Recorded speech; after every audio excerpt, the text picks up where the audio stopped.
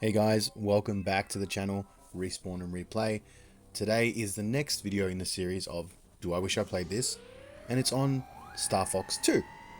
Star Fox 2 is a rail shooter game developed by Nintendo and Argonaut Software for the Super Nintendo Entertainment System, the SNES. It was completed in 1995, but was not released until 2017 on the Super Nintendo Classic, or the SNES Mini. Like the original Star Fox in 1993, the player controls Star Fox's team as they battle Emperor Andros, who seeks to destroy the Lilat system. Star Fox 2 introduces a semi-real-time gameplay, new ship types, new playable characters, and a more advanced 3D game engine. Graphics. Well, maybe if it came out when it was supposed to come out, it might have been okay-ish. But they aren't very good. Very, very, very low frames per second. You can see how much it struggles just to run. When those dragon mechs are on the screen, it's so bad. They are the worst stages to play. No idea how I even beat those dragons. I think I was just pushing every button in hope that I would blow it up with a bomb or something. It does look better than the first Star Fox, but it is almost unplayable in some cases. The textures were nice. You could see the main spot you had to hit on a mob to defeat it. So that made it a little easier, but still hard to tell when something was flying away from you. So when you're doing those chases in that open area type of space dogfights, all you're looking for is the reticule and hoping that you can hit the target. The indoor areas were not as bad looking, probably easier to navigate as well. The cutscenes were probably the best part of the game. Very Star Wars-like battles happening on the screen, huge ships coming in, lasering through other ships, missiles hitting Corneria. Pretty cool. I'm surprised they managed to capture it on the Super Nintendo graphics chip back in the day. Onto the gameplay.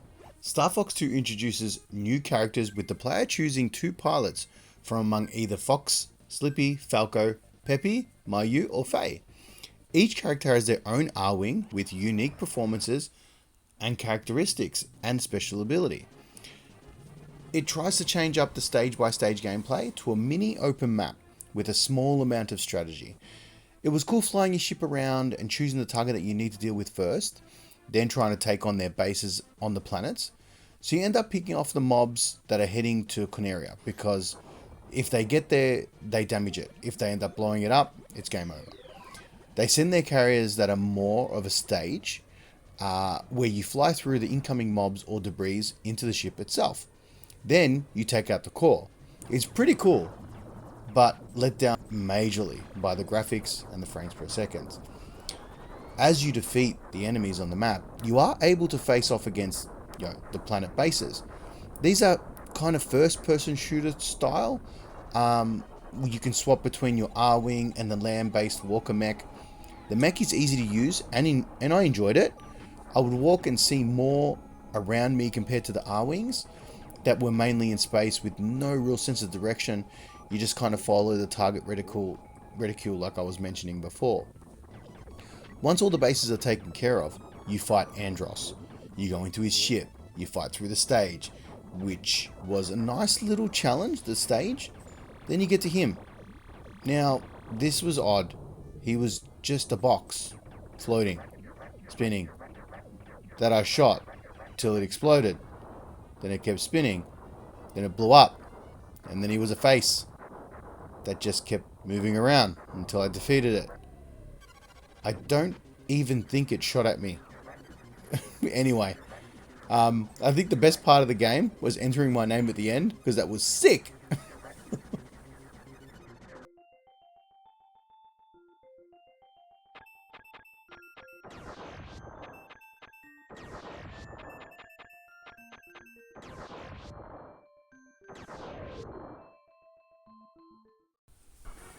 Okay, sound.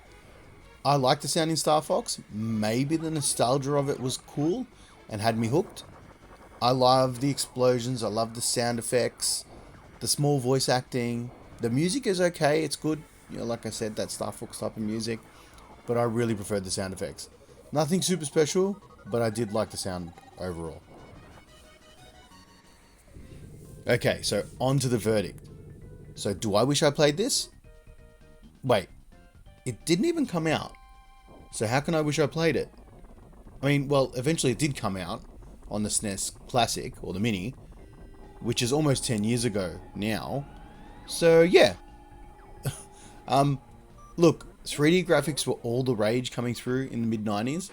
So if this did come out then, it would have definitely suffered compared to the PS1 or the Sega at the time. The N64 was coming out, so this game didn't fit in. Do I feel I wasted 30 minutes of my time playing this? Nah, I liked it. Experiencing something that wasn't released initially, then people calling for its release, and then it coming out, it's pretty cool. A game that is short and sweet, but doesn't really hold up well due to its limitations from back in the day. Thanks for watching, guys. If you enjoy this video, please like and subscribe. Don't forget, in gaming, you can always respawn and replay. Catch you next time.